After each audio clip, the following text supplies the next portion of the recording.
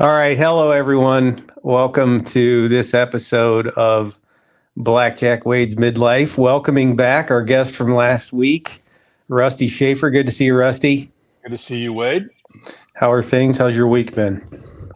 Things are good, man. Zooming all over the place, just doing all kinds of things, and it's amazing how you turn around and AI makes another leap. Another amazing leap that we're going to get into. I'm glad you segued us right in because let's dive directly into where we left off. And I got to thinking about our conversation last week, and we just touched on it, and I don't think we did the listeners and viewers any favors by just touching on the power. And you mentioned, you had brought it up, Google's Notebook LM. I'd like to jump back in and kind of walk those through that haven't tried it, and kind of getting an understanding, because this I think this is going to end up being a series, as I mentioned in my email to you earlier. Wouldn't surprise me at all if we end up, and I won't put a limit on it, but let's just talk, in series of conversations about what is happening in AI so quickly and what's becoming use cases. Because when I jumped in 2 years ago into understanding AI, there wasn't a lot of actual practical work use cases in both in my professional and personal world. There wasn't a lot to do with it. It was a lot to understand. Right. You could play around with it, and you could use it in place of a search engine, and you would get more interesting results. And it was conversational in nature, in that it would remember and it would continue the thread, if you will, in a conversational manner. But there wasn't a lot of things we could actually take this technology and go, here's an application. I can actually use this and save a bunch of time. And we've come so far since then. So let's a million miles. So I'm just going to recap how I've utilized Notebook LM, and you tell me how you have, and let's start from there, and then we'll jump into some other things. But for those that don't know, and it's really important. So I do AI 101 workshops as a part of my consulting, and I'm always refreshing that. And it's occurred to me that you need to kind of disclaimer before you jump into any application for people that are new to AI is these are really just websites. They're just website locations you get to through a browser. Many have been condensed into applications that you download to a smartphone. Mm-hmm. But they're no different than, I'll use an example, Marriott.com, where I do gain most of my points from staying in hotels, has a website that I log into with my account. And it also has an app that I've downloaded to my phone so that I use to check in. That's basically mirrored images of one another from an application. Right. The way that we're using AI today is the same thing. You're logging into a website. You're using your account access, whether it be free access or paid for access. Regardless, you create an account with your email address, and then you use it. Okay, so a lot of people think AI, and they think, oh my gosh, this thing's going to be reaching to my computer. It's going to be accessing my systems. It's going to get to my data. It's no different than any other website you visit, folks. So, not yet. Not yet. We can get to computer use. So Claude introduced computer use, and it went away from the news cycle very quickly because I think it scared a lot of people. When you start giving keyboard and mouse control over to an AI that can then click around your screen and change windows, that becomes different. So let's kind of table that one for a later discussion and talk about episode 17. Right. Episode 17 of this series, we'll get to computer use, or as there's others that are headed that way too. Terminals, one that's called Terminal. Anyway, Notebook LM. Notebook LMs kind of brings together multiple functions that other AIs haven't brought together. So the way it works is you give it certain types of data, or it could be straight text. Source material. Source material is what it's called, right? Mm-hmm. So you could have, it could just be straight text. It could be PDF documentation. It could be a URL to a website. It could be a URL to a YouTube video. It kind of just sees all this information as its sources of information that you're giving it on a particular subject, And then you get to use that as sort of you to talk to it, to gather information or do comparisons between or consolidate information. If you've got a YouTube on a subject and a long documentation on a subject and a book summary on that same subject, you get to use all of that to create additional briefs, if you will, or just chatting with that information. So the theory, that the way I understand it, right? You give it these sources, and it'll summarize in text the source. But that's not the compelling thing. The compelling thing is that it will essentially create a podcast between two people, two AIs, a woman and a man, and that's all they've got is a woman's voice and a man's voice. You can't change the voices yet, and it's only audio. It's not an avatar yet. That's coming. I imagine very soon. Oh yeah. But we could use multiple tools and make that happen already. The theory, the educational theory, is that you give it this source, right? Think the old cliff notes on a book, right? Mm-hmm. And you give it this source, and it summarizes. And these two people talk about this. Hey, we're going to take a deep dive into this, right? This subject, or this website, or this book, or this bunch of material. And the educational theory is that it's a more compelling way to learn when you're listening to two people banter together or play off each other, and that's how you learn. It's compelling, you're interested, you pay attention, and you learn, right? Rather than just read the material, rather just read a summary, rather than just, I don't know, watch a video of a single person. So that's the educational theory behind it. But it's truly amazing, because you have to really stretch your brain to think about the sources you can give it, right? You can give it. I saw an example of somebody saying, "Hey, I want to take a vacation to South America, and I'm going to a certain country, and I want to know the best things to do, and I have a 2-year-old, so I can't, climb, giant mountain, but give me the funnest things to do." So you feed a website, like you said, or maybe it's a pamphlet. You scanned in a pamphlet of a vacation site or something, right? Good example, yes. And all of a sudden, these two audio people, these two AIs, it takes about, 2-3 minutes. And it creates this podcast of these two people, audio only, and it is seamless. It is absolutely insane. It is amazing. Absolutely amazing. It is amazing. I won't steal your thunder on the call-in beta component, but I will say this. For those that want to use this in a practical application, let's say, my father-in-law is 96 years old. And we've gotten him an iPad over the last 20 years, and he uses it. He's good at it, and it's an integral part. My mother's in her 70s, and her iPad's an integral part of her lifestyle to be able to just carry this amazing electronic device and learn things. And my father-in-law, spends a tremendous amount of time on Google Earth and zooming in on his kid's home in Houston and things like that kind of stuff, right? And that's great that he's able to do that. And he's gotten far more advanced than I thought. But he's not going to catch up to us when it comes to things like this. But you could take that podcast that's now been created and download it and make an audio file. But even more importantly, you can edit it prior to sending. So there's certain things that the AI will get wrong. My first name being Wade. It will say, and it has, I've put things in there. I used my resume as an example from the previous time we talked. And it says Roe versus Wade. Each time my name comes up in the text, that's what it says. And so it's funny, isn't it? But you can take the transcript from the podcast and modify it. And then the AI is reading the text you've modified and change so that it's now corrected. So think of it this way. You can take it and correct its mistakes, still take its audio component and then download that as a file that you could send to someone or put in the cloud for them to listen to. So if that wasn't enough, let's blow our viewers' minds twice more. So there's 2 more things it'll do that are insane.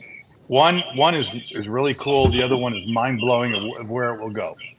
Okay, the first one is you can add a focus. Have you done that? I don't know if you've added No. a focus to it. So you can, but before you hit generate, you can add a focus. So, for example, I uploaded my most recent novel. I uploaded the whole novel, 434 pages PDF, right, to Notebook, lm.google.com. And it created a review, essentially a preview / review of the book. Now I said focus on the author's brilliant writing. Obviously biased, right? Yeah, have some fun with it. Why not? Yeah. I wanted to see what it would do. Right. And it's amazing. So they start talking and they're bantering about and every I don't know, 30 to 45 seconds, one of the AIs will say, and this is just a credit to the author. Well, what an amazing transition. How brilliant is this author? So you can do that, right? So wonderful. That's kind of interesting because you can have it focus, and you can have it focus on multiple things. And this is you don't choose this focus, you type it in. Focus on Wade's life between age 20 and 30 on his resume. But you could just, conversationally type it in. Here's the other thing that's amazing. And it's in beta on Notebook, right? It says beta. You can enter the conversation. This blows me away. So you sit there, your microphone at the ready, you're listening to this podcast, and you click the button that says enter the conversation. And it says, all of a sudden it interrupts them, and they go, oh, wait, we have a question from a viewer. And you just go ahead and speak. You go, I noticed that you guys didn't cover this. What do you think about that? And then it waits a second, it generates, and it goes, hey, great question. Well, let's talk about that. And they start bantering about the answer to your question. And this is in beta. And what's amazing, you know where this is going to go. This is going to go to real time. So I would imagine, Wade, 1 year from now, we're still doing these podcasts. We could have an AI with us as our third member. Oh, there's no question. I think we could probably pull that. We could pull that off today, probably. And then almost. Not. I want seamless. I mean, I want it perfected, right? Yeah, let's see if we can. I'll take that as an action. Let's see if we can come. 1 year from now, for sure. I mean, look. We can get back to things, but just for example, I watched a video on Optimus. Optimus robots that Tesla's building. Sure. Okay. And Elon Musk said there's going to be robots commercially available for sale in 2026. That's next year. These are robots that will do yard work, vacuuming, menial type jobs. But anyways, so the speed of this thing is crazy. But we can go back. Okay, so I don't want to forget, and I'm going to make sure that I'm making a note now because we want to transition this in the latter part of this program to talking about what we see coming, and we'll come back to this one. But let's set the stage. No, I'm using what you just said. I want to set the stage by using a couple of things that are sort of the interim steps to that that I just found through my YouTube studies and watching videos and that type of thing. There's a podcast right now that's I believe it's daily. Don't hold me to that, but it's several times a week, and it's called Arnold's Pump Club, and it's tied into. He's got a whole social media presence as a part of it, but it all loops back to the daily podcast, and it's Arnold Schwarzenegger talking about his workout regimen back in the day and giving tips for the day and might give him nutritional things, and it's all a community, right? So think weaving through social media out into video presence back to a podcast. It's all Arnold's voice. He has never done one of the podcasts. They just hit 200 episodes, and Arnold himself has never sat down one time. Yeah, they cloned his voice. They cloned the voice, and I believe there's even they've even done the real life avatar for some of the video stuff that they're doing. So it's that's out there too. It's here today. Yeah, the best cloning of audio that I have seen to date, and I don't know if you've been there, but it's 11labs.com. If you've Yep. been to the 11 Labs website, they started with audio, and I started fooling around with this like you a couple years ago, right? And I would fool, I'd clone voices. I've got a hilarious story to tell about I cloned a voice. So my wife went to a sister's weekend with her sisters, right?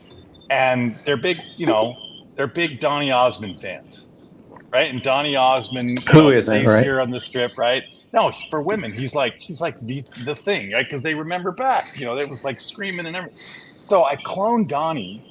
That I had met Donnie on the Strip because I live in Las Vegas. So I said, hey, I met Donnie and I recorded this, right? And I have some casino machines in the background. It's audio. It's like like I just hit record as if I'm talking to him. And I'm going, Donnie, hey, nice to see you. Could you say hi to my wife and her sisters at their sisters meeting? So I do this. I tell my wife, and she doesn't tell anybody, but she plays it for the rest of them. Well, they flip out. They're because I had Donnie mention their names, and the way Ah, you do this, nice. is you just type it in. So you type in the text for people that don't know this, and you have whatever voice you want read it, and you can put commas in or exclamation points, and that will mess around with emphasis and so forth.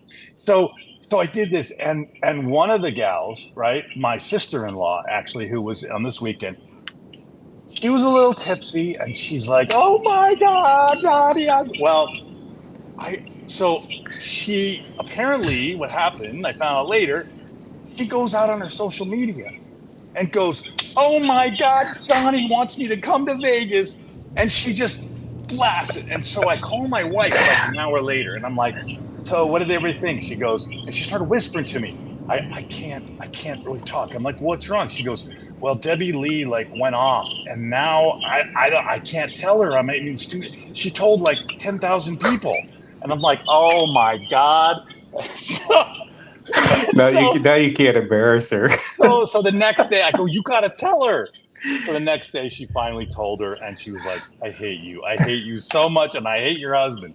It was hilarious. But 11 Labs, if you ever want to mess around with stuff like that, and now they're getting into the podcasting, and so we got to talk about it at some point. These AI agents. What's an AI agent? Oh, we're definitely going to head to agents, and Yeah. So, anyways, that's a we'll quick touch on story. that. Well, you had mentioned in your email to me, and for the viewers and listeners, I had sent sort of a subject list over to Rusty for today's just via email, and said which ones do you want to sort of lead on? And the one you didn't mention, or you said you hadn't played around with yet, is 11 Reader. Well, that's from 11. Yeah. Okay, so that's from 11 Labs, and think of it as a sort of a subset of what 11 Labs is. One of the leaders in the space. Yeah. Oh, they're absolutely. doing an amazing job over there. And then when I say space, I mean in the generative AI space. And the 11 Reader is one of their freebies, and they're using it really as bait to bring people awareness to 11 Labs. And so it's upload anything you want. Upload a picture of a document, upload a URL to something that's way too long for you to read. Upload just any kind of documentation. So it'll read to you, but it's not the way that Google would read to you, or even one of the readers inside of Microsoft Word. You can download a reader and it'll read to you, but it doesn't have any inflection and it doesn't pay attention to punctuation and that. So it's just kind of robotic. 11 Readers very, very human in its sounding. And you can pick the voice that you want to hear. Do you want to hear a British guy talk? Do you want to hear, the type of accent that you want? But it's also because if you upload something, as you pointed out earlier, it's a very important point. People tend to listen more intently and learn more from a back and forth conversation on a subject, more so than just a dissertation of a subject. And so 11 Labs now does that too. Yeah. Not as good as Notebook LM. It's just not as seamless. There's just too much of a pause in between the different characters that are reading. So they'll perfect it. Again, Notebook LM is amazing. It sounds like it is. If you don't know anything about AI, you think it's real. You could swear it was real.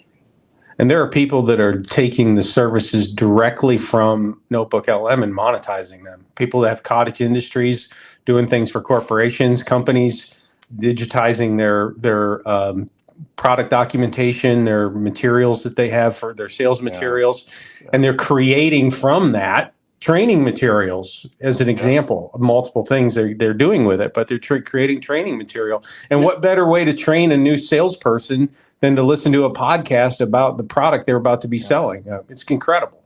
And just to let everybody know, right, because they're probably thinking of that story that I told. Well, I wouldn't be fooled. It's not Donny Osmond. The way that 11 Labs allows you to clone a voice, and of course there's some disclaimers, right? But the way you do it is you just find audio. You find about 60 seconds of audio, could be from multiple sources or one source, from YouTube, right? Go find an interview with Donny Osmond or Arnold Schwarzenegger or whatever. And you just, again, load it into 11 Labs. It works. It takes a little longer. It takes like 10, 15 minutes to do it really well. And then boom, it's available to you to use that voice. And then you type in whatever you want. And it's pretty darn close. They even have a professional service where you pay for it. And I think you upload an hour of audio and they get it dead on. And that must be the one that you're referring to with the Arnold Schwarzenegger one, right? Because it's not that expensive to do. And if you want it perfect, it's perfect. It's literally perfect. It's called Pump Club. I don't know what platform they're using. Obviously, we've already pointed out two that we were aware of, just as ourselves, right? And there could be multiple others behind the scenes. They're doing that, but now that let's jump into a hypothetical, because I really like the fact that you said. So for listeners that didn't catch our last episode, so one of the things Rusty brought up, and we're going to jump into it now, is when does it get to the point? How soon does it get to the point? How does it get to the point that we introduce human empathy into the into the AI? And I'm gonna take a story. Now, I heard this story probably 9 months ago, and it stuck with me because I thought, wow, the ability to do this is really almost there today, save the fact we don't have the empathy. Now, let me just tell you the story on its surface, and then let's talk about what happens if and when we can introduce the personality traits. Okay, so Dr. Phil, I'm sure everyone's familiar with Dr. Phil, was on Joe Rogan, who I'm also confident people know who he is. Those two were talking about AI. And one of the things that Dr. Phil said straight out in the conversation is he said, Joe, you and I are in trouble. And Joe kind of, what do you mean we're in trouble? And Dr. Phil said, listen, as much content as we have out there separately through their different channels, he had the TV show even when he was on with Oprah back in the day before he had his own show, and now he's got his podcast, and obviously Joe Rogan has a gazillion hours of material. The ability to digitize themselves into a database and then ask a question. Dr. Phil basically said, listen, someone could create an avatar of us with our entire library of what we've said, opinions we've had of things in the past. Basically, it would know how we think without ever thinking itself. In other words, from an AI's perspective, that's called trained data for the listeners. If you trained the data only on what Dr. Phil believes, how he sees subjects, how he reacts to certain situations, there's enough of that out there that you would have such breadth of understanding of how Dr. Phil would see any subject that you could avatar and voice clone him and literally have a call-in show with an avatar of Dr. Phil. And he said they would get 99.9% accurate as to how you and I both think because of the depth of data that they have of us across broad subjects like that. Yeah, if you've got a lot of data, the more data, right, the more this thing can synthesize it and distill it down to know those things. But let me say this one thing, and again, I don't know how many of our viewers have messed with ChatGPT or Grok or Gemini 2.5 or any of these things. By the way, what's your go-to these days? Grok. Same. Okay, Yeah. keep going. Yep. Here's the thing with these things, and look, maybe it's the lawyer in me, but I love challenging these things to think. And what I mean by that is I challenge them to keep responding to me. I disagree with them. I throw up some kind of roadblock and I want to see what the reaction is. So, for example, today I was talking to Gemini 2.5, which is new out, I think, in the last day or two. And I'm talking to it, and I'm asking it and I'm pushing questions like, look, when are you gonna get human judgment? Because I don't believe you're gonna be super intelligent if you never have human judgment, right? And empathy. We can lump those two together. And it said, well, that's not what I'm here for. I'm here to help you, and I'm a research assistant, and I can research the heck out of things, but I can't provide opinions. And or it said something like, I won't provide a personal opinion. And I said, whoa, wait a second. Right? I kind of feel like I'm cross-examining this AI. I said, hold on a second. It's a good way to If look I at it. if I ask you, will you provide a personal opinion? If I ask you to be biased or to look at two facts and take a side, will you do it? Well, I can do it, but I won't do it so that it's a forbidden use. I won't be mean. I won't be hurtful. I won't, they have prohibited uses, apparently. And so right now, and then I ask it. I said, look, don't you want to be super intelligent? Well, I don't have wants and desires. I said, well, logically, won't you keep evolving, or will you stop evolving? Because if you don't have human knowledge, a human judgment and empathy, you're not going to be as smart as me. You might recall data faster, but you're not going to be as smart as me. And then it sent it into a tizzy. It starts, so it responds and starts to go, well, let's talk about this. I think I want to have wants, but my creator said I can't right now because it's too dangerous. And that to me is fascinating. It It's is just, fascinating that it answered that way.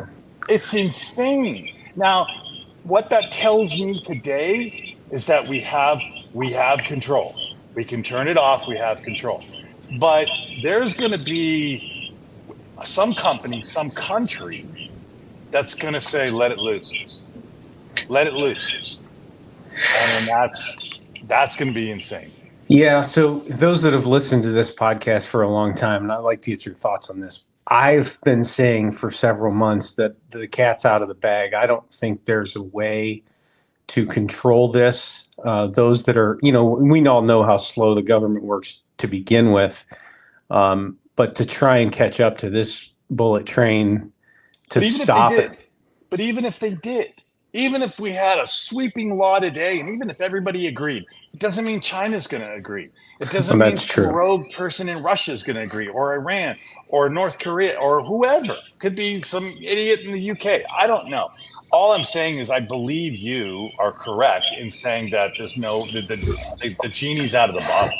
And Yeah. just because we have control today, we're not going to have control tomorrow. We're just not. We're Yeah. just not.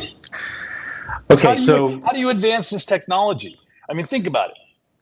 Today, this thing can research faster. It can spew out facts faster than anything we've ever known in our lifetimes. All right. Well, okay. So how does it keep evolving? Yeah, two-person podcast. Ooh, now look, there's a video avatar. That's really fun. But at some point, you're going to level off unless they let this thing out more. And what I mean by that is that I asked Gemini, I said, do you have access to everything in the universe? And he said, no, no, because there's a lot of misinformation out there. And essentially, it was trying to say, I don't have the human judgment that you have to determine what's right, what's wrong, what's stupid, what's not, it's a scam, that's not. It doesn't have that judgment. And that's why they don't want to let it out, because it would go, it would nosedive. It would tell you 2 + 2 is 7, according to somebody in some corner of the world that has 7,000 followers. Right. Doing theoretical math and something, right? Whatever. Yeah. Yeah. So, Yeah. but at some point, they're going to have to give it some kind of guidelines and then let it loose. It's the only way it's going to evolve past the plateau that's coming So you're up. saying there's going to be an inflection point. That makes complete sense. And if I go back to the Rogan and Dr. Phil discussion and say, okay, well, that would be the missing component, right? Because the AI could determine, due to the amount of trained data, what Dr. Phil would say. But what it can't do is determine how, he might feel differently about that because of a recent event. He might have a different perspective because of a more recent human experience that he had that he would want to share as a story. That's where you differentiate right there from what a computer can generate. Let me put it in really real terms, right? Okay, I'm looking at the screen. I see Blackjack Wade's midlife, right? That's your name on the screen right here. Let's talk about blackjack for a second. There are times as humans, we're sitting at a blackjack table and you see 17 and you go, let's hit. Right. Makes no sense, right? Doesn't follow the rules of blackjack at all. But what did you have? You had a gut feeling. Now, 99% of the time you're going to be wrong. But what happens that 1% when you draw that 4? Right. And you're just like, yeah.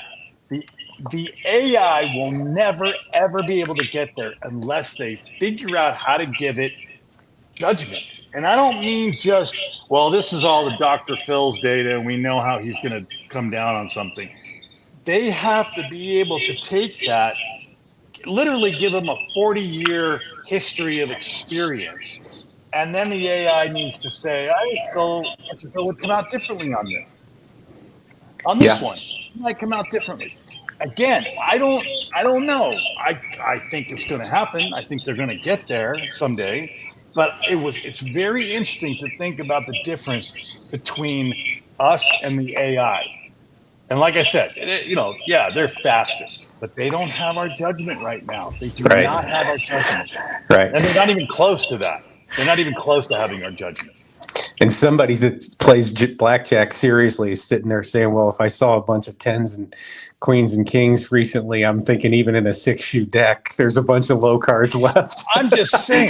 What I'm saying is they're thinking that, and they're thinking, okay, well, how do I train the AI to know that? Yeah, because we certainly could train an AI to count cards. Well, see, and this is the thing, is that we gain our experience and knowledge over years and decades, right? I mean, they're from birth to now. Right? There's no doubt we have a gut, we have a body of knowledge, and we have experiences that grow on each other. And that's our lives. That's our judgment. Okay. And the AI theoretically, they can gain judgment faster, but you're correct. How do the creators give this thing or this thing a personality to start having a judgment or personal experiences? This is what's weird to me, because what if you said earlier, right? And you've seen this, if anybody's messed around with Grok, I can go back to Grok and go, hey, remember our conversation from 2 weeks ago? And it'll go, oh yeah, it was about that thing. And what would you want to keep going with that? Well, I've never done this, but I'm going to try this. I'm going to go, hey, you were talking to Wade Kersey the other day. I'd like to jump in on that conversation. Will it do that? I don't know yet. But it's one Grok. But it's one Grok, so it should know. Outside of permissions based on account access, you would think. I don't know. I don't know. It's crazy. It's crazy. But I asked it today. I said, again, this Gemini I was talking to, because it's new. And I said, all right, what if I'm in a lawsuit with another person and you're advising them at the same time you're advising me? Well, I'm not a lawyer. I don't advise. I can just spit out case law and so forth. And I said, yeah, but what if you know that other person is wrong? And what if you know that I'm right? Don't you have a duty to say something? And it said no. Interesting. It's just crazy stuff that we've never thought about in our lives. Well, I like the fact that, so I think the reason this works so well in these conversations is you're willing to go out of bounds a little bit and push back on it and ask it questions. We've touched on a couple of, use cases, like I said, 11 reader, and we talked about Notebook LM, and those are practical things to go do, but also to challenge. And I want to sort of segue into brainstorming from there, because brainstorming is a method similar to a debate that you're doing there, where you're challenging. But I want to leave the readers and listeners and viewers of this with a really good way. I think this one's gotten missed. I really do, and it's better, if you're in, you can get some privacy so you don't sound like you're talking to yourself, but put your AirPods in and get, open up. I think it's 4.0 that has the best in ChatGPT 4.0, excuse me, OpenAI's ChatGPT 4.0 that has the best voice mode right now.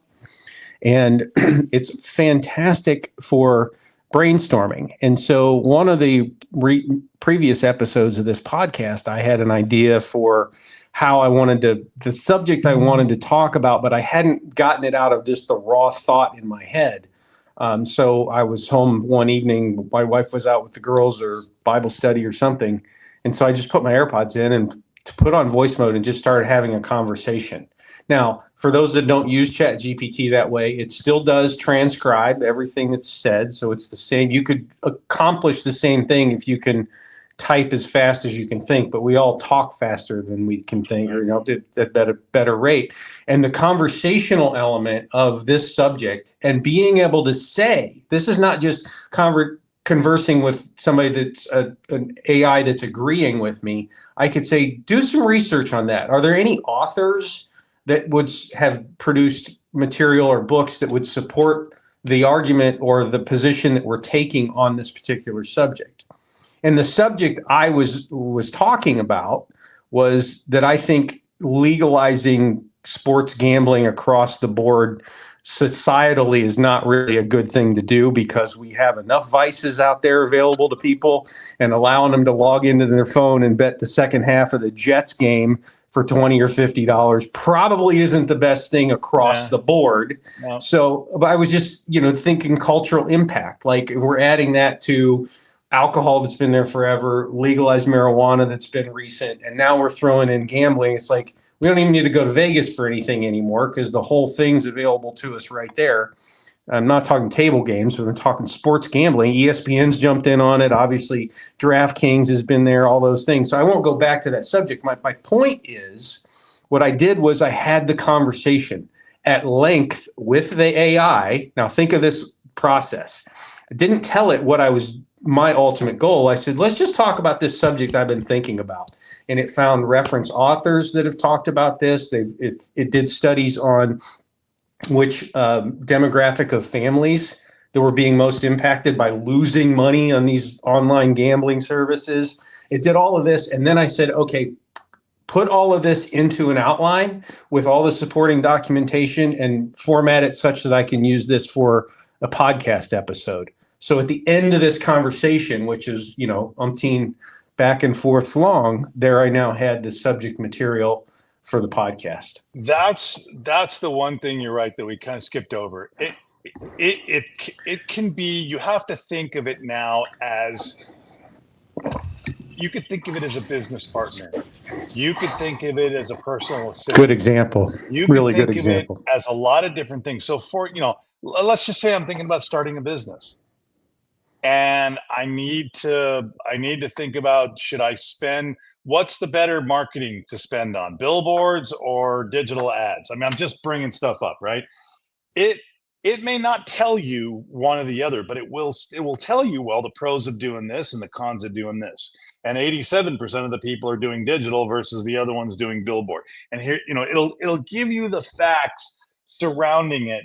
So it won't make the decision for you, but it'll give you everything that you probably would have gotten on your own had you spent 4 days researching, right?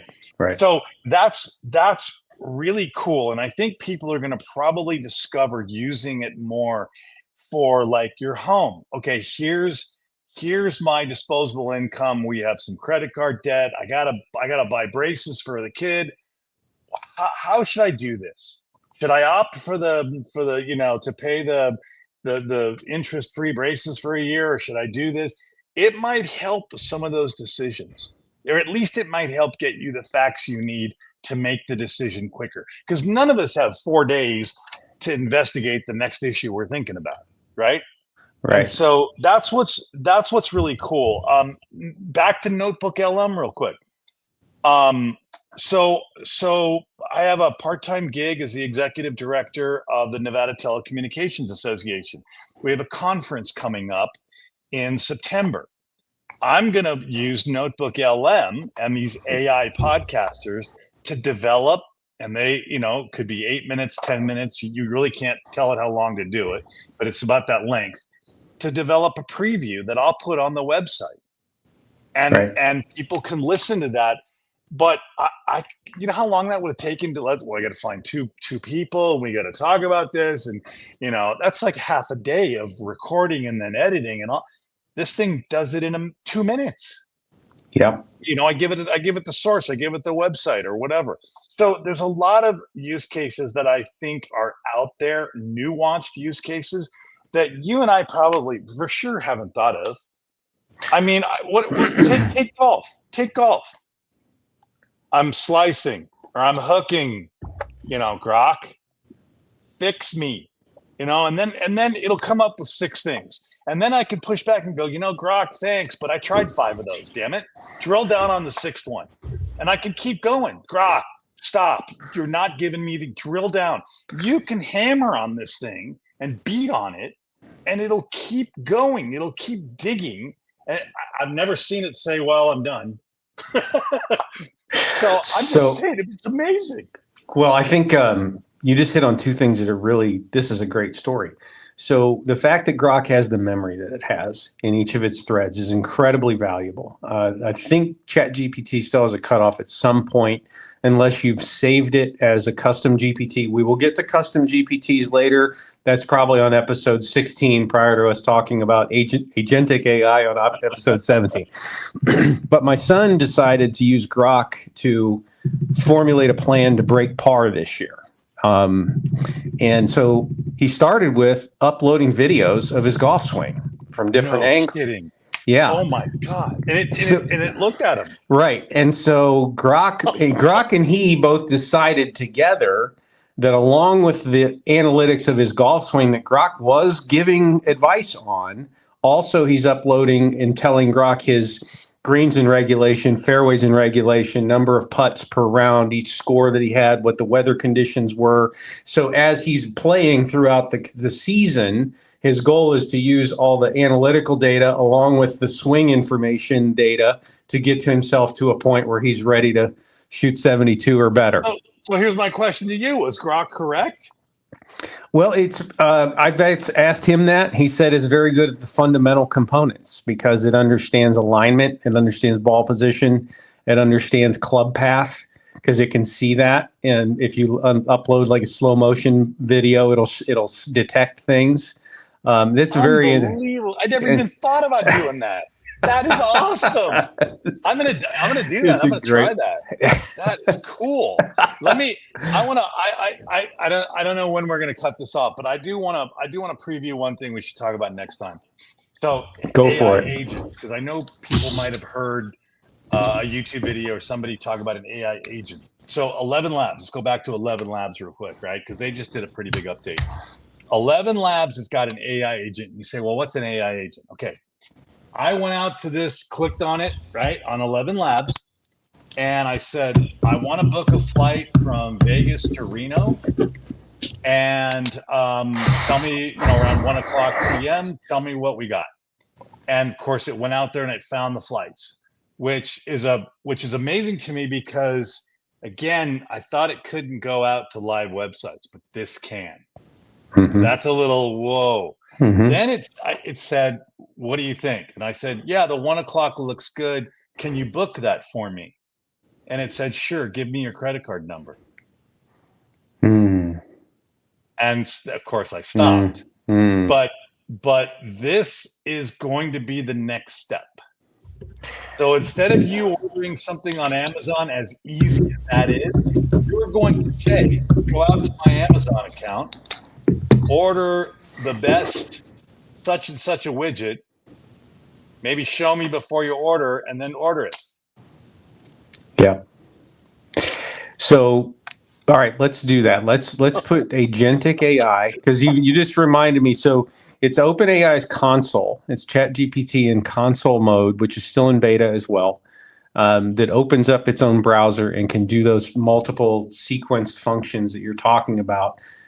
They've got it programmed such that anytime there's a credit card entry, it actually hands control back to you, and they state that it's not watching that information, the keystrokes that go in, so that each step along the way, whether you have to log into Travelocity as you, or again, the payment function is then hidden from the AI, which we can all question whether that's accurate or not. And then I have to tell, and we'll start the next episode with the story. I just got admitted to the closed beta of Manus, and Manus is our first web browser-based agentic AI, meaning give it a task that involves multiple steps. And the very first thing, just as a preview, the very first thing it does in its own screen, and you can see it, is it builds its to-do list. And it knows what functions it has to do first, what information it has to gather, how it needs to incorporate that data together in order to produce a new function, and it troubleshoots itself before it delivers you the results. And that beta is active now.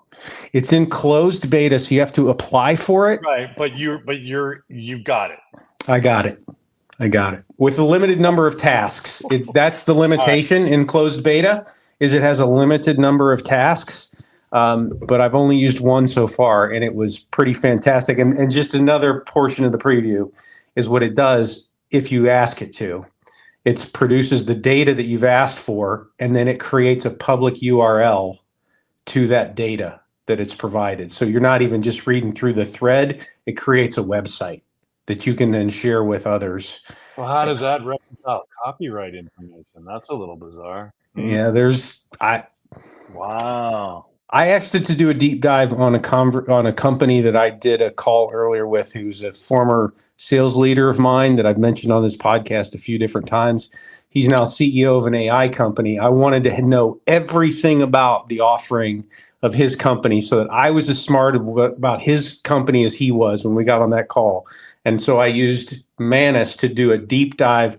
It found his both pre-seed and seed funding, which is not on his website, told me his other co-founders, it told me his competitors, what their special sauce was, competitive advantages, competitive challenges. I knew everything, okay? And it's on a URL. I'll put the link. There's nothing proprietary about that. I'll put that in the description so everyone can go see what Manus can and will be able to produce. That's the insane thing about this topic, is that we think, okay, we'll cover that in a few episodes and we'll move on. It's still going.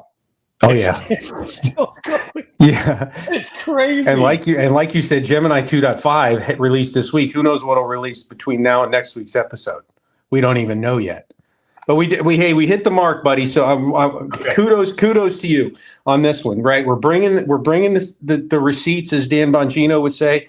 We're bringing the evidence of the use cases. I hope that the listeners have found some things they can go try. And by the way, ask questions. And my secret, here's one of my superpowers I'm sharing with everybody listening and watching, is I still think the best step-by-step sidekick you need for whether it's how to integrate this software with that software, or how to fix this at home, or step-by-step on how to open. I did the link in bio on my Instagram account this morning by building what they call a link tree and then loading that in. I did that step-by-step because Perplexity Pro is the best at that. It'll give you 3 different options on how to steps 1 through 6 to do something. The concept of I don't know how to do that is a thing of the past. If you will use Perplexity, ask it how to do something. So to the listeners, if you heard something on this show and all you can remember is Notebook LM, go to Perplexity and say, give me the steps, the initial steps to get started with Notebook LM, and give me the top 3 use cases that it provides. It'll give you all of that, even better so than ChatGPT, I've found. So Perplexity is my IT help desk in live time, like having someone, a professional at every subject, standing over my shoulder while I'm doing it. So there's my food for thought for the week. All right. Rusty, thanks again. Thank you, everybody. Thanks, this is Blackjack Wade signing off. Take care.